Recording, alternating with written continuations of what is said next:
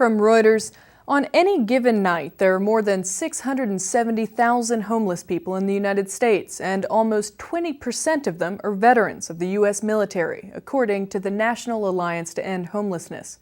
9,000 young veterans returned home from serving their country in Iraq and Afghanistan with promise ahead of them, but today have no place to call home.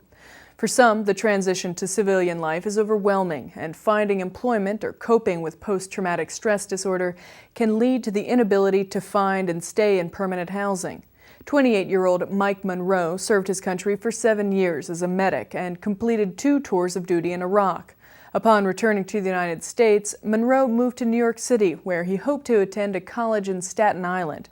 Today, the Ohio native is living at the Borden Avenue Veterans Residence, a veterans-only shelter in Queens.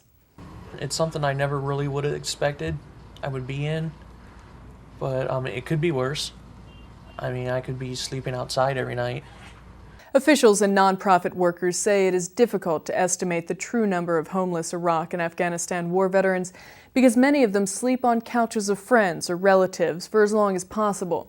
That is what former chemical weapons specialist Q. Tara Henry did. Henry was a member of the 101st Airborne and served 2 tours of duty in Iraq. Henry looked for work and didn't expect to have any trouble since she was well trained and had served her country for many years. But she soon found she could not find employment and eventually began sleeping in her car. The winters in New York is cold, so sleeping in the car, I used to get sick a lot. So I was like, you know what?